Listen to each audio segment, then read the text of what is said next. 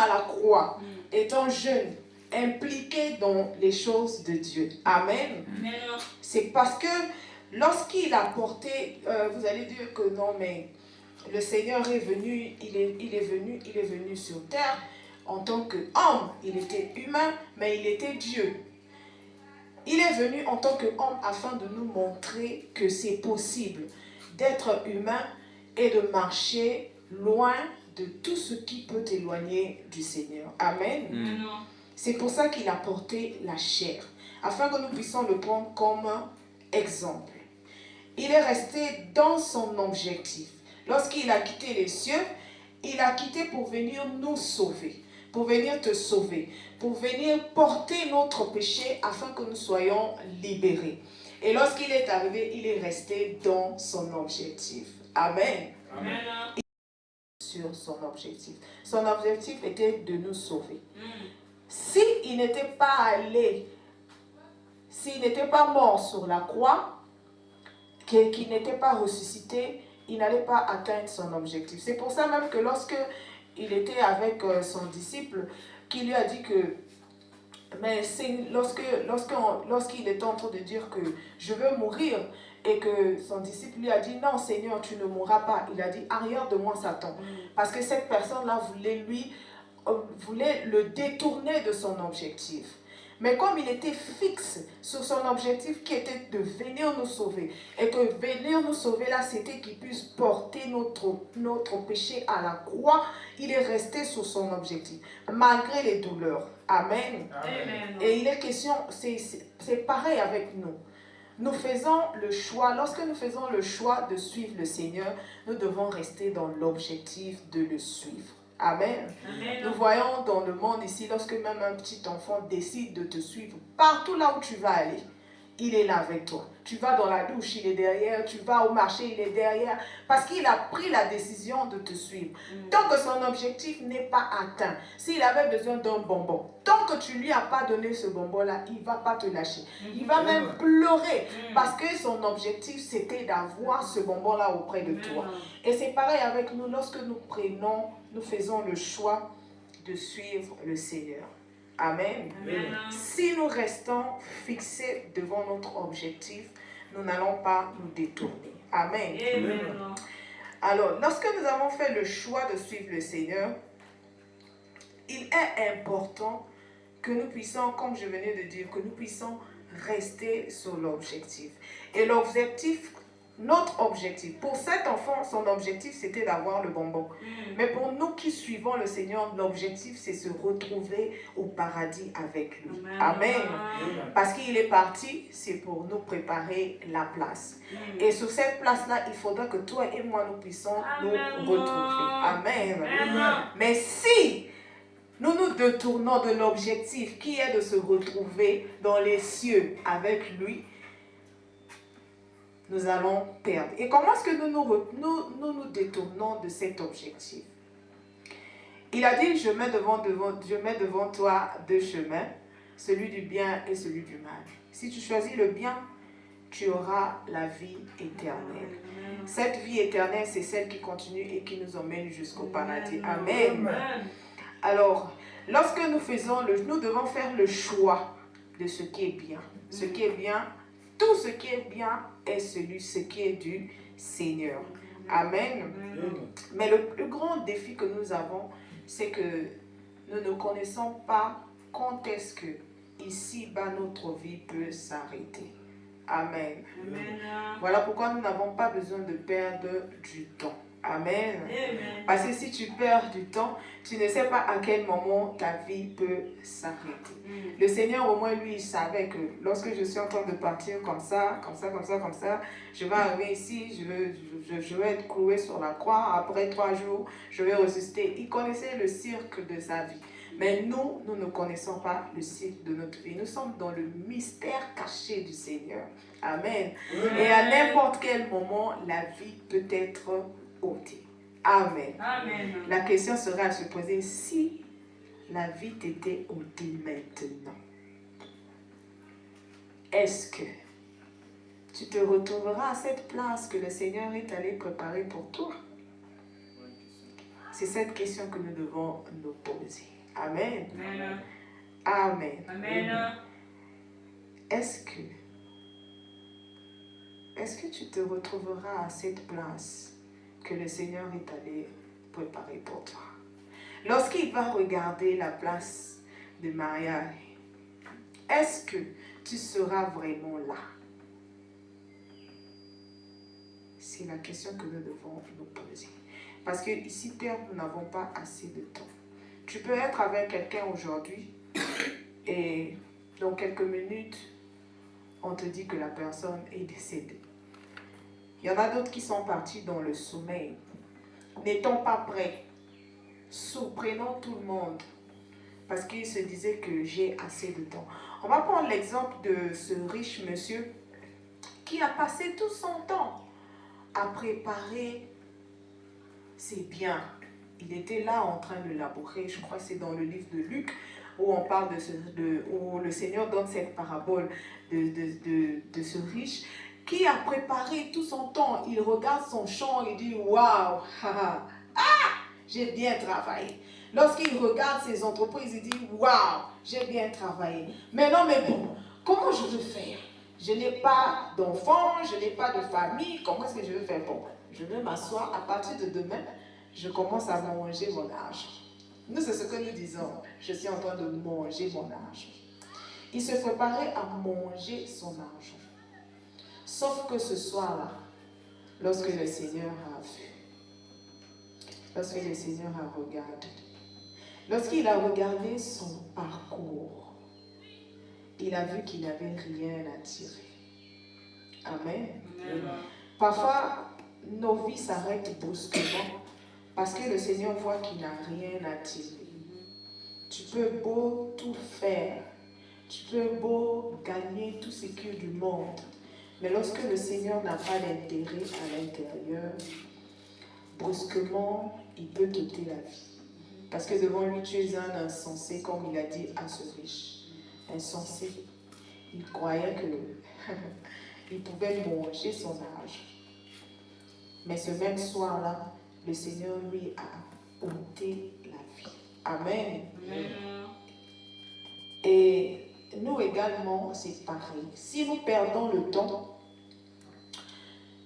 vous voyez, être jeune, normalement, être jeune ou vieux, devant le Seigneur, ce sont des apparences terrestres.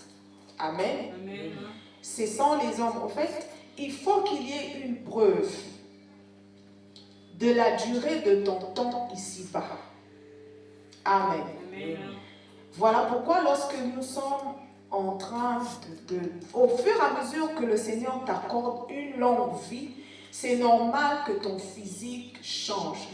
Parce que s'il t'accorde une longue vie et que tu restes, par exemple, avec l'apparence d'un enfant de 6 ans, lorsque tu seras devant lui le jour du jugement, tu vas dire, Seigneur, tu ne m'avais pas donné assez de temps.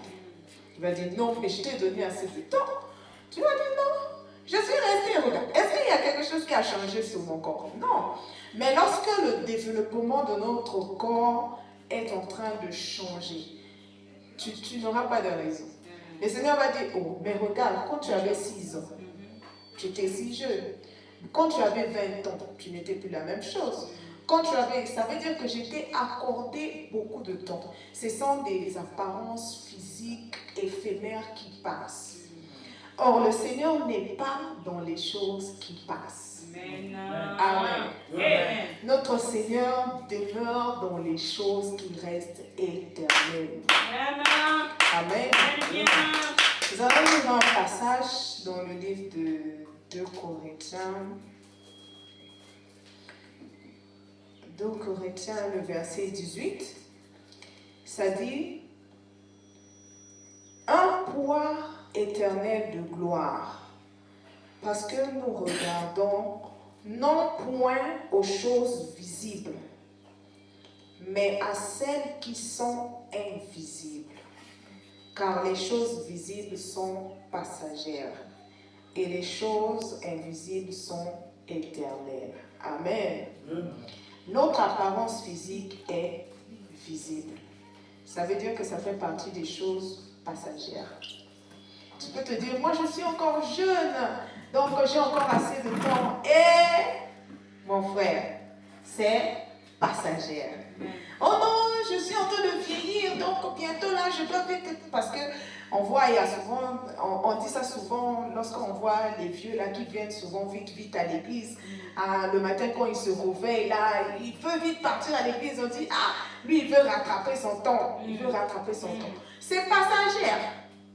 Amen. Amen. Ce qui compte normalement devant le Seigneur, c'est ton âme. Amen. Amen. Amen. Si ton âme n'est pas sauvée, tu passes comme les choses que tu as courues dans ce monde. Il a dit chercher en premier le royaume des cieux, le reste.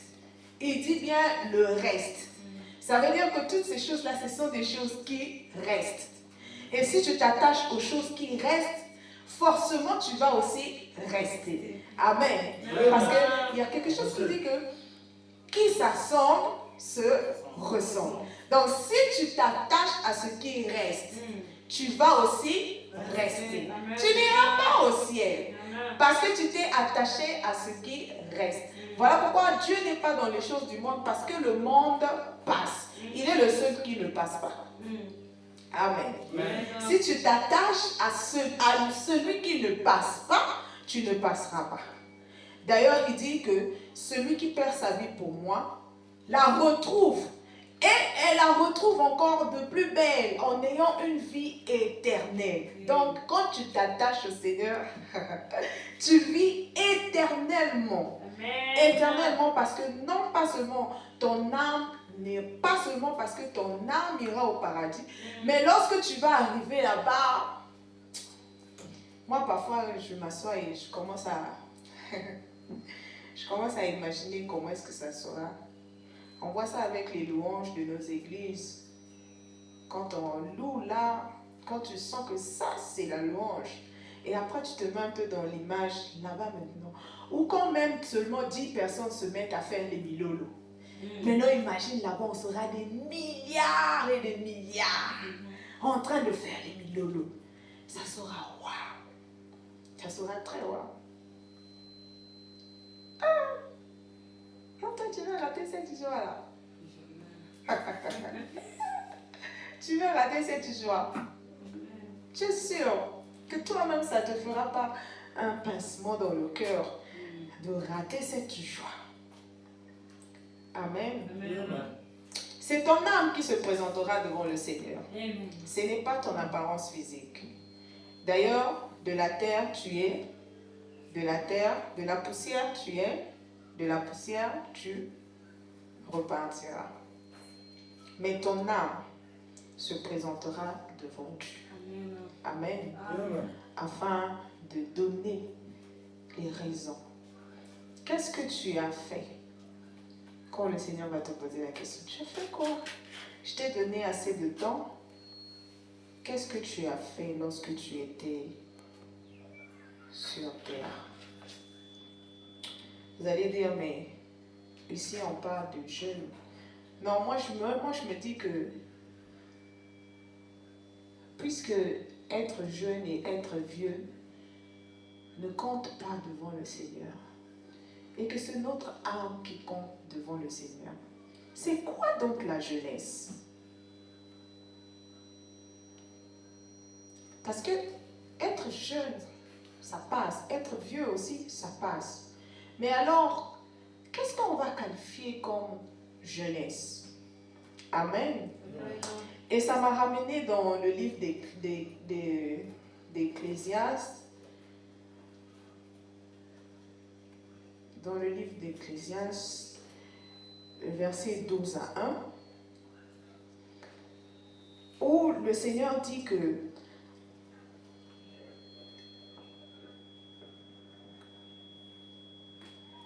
où il nous dit, réjouis-toi de ta jeunesse, livre ton cœur à la joie pendant les jours de ta jeunesse, marche dans les voix de ton cœur et selon les regards de tes yeux.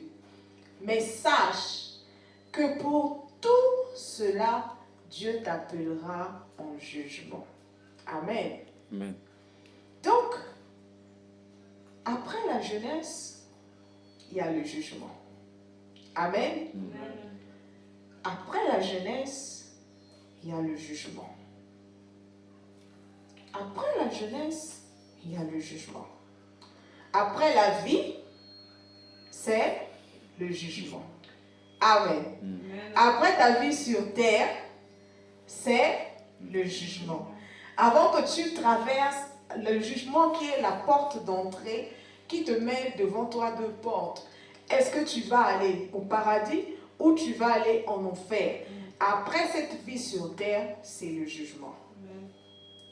Ça veut dire que la jeunesse, c'est simplement la vie que tu as sur terre. Amen. Amen. Après la vie que tu as sur terre, tu te retourneras devant le Seigneur pour rendre compte de comment est-ce que tu as mené ta vie sur terre. Amen. Ce que le Seigneur veut, c'est que nous puissions nous retrouver ensemble au paradis. Mais si nous ne nous impliquons pas dans son œuvre, dans ce qui le concerne, nous n'allons pas nous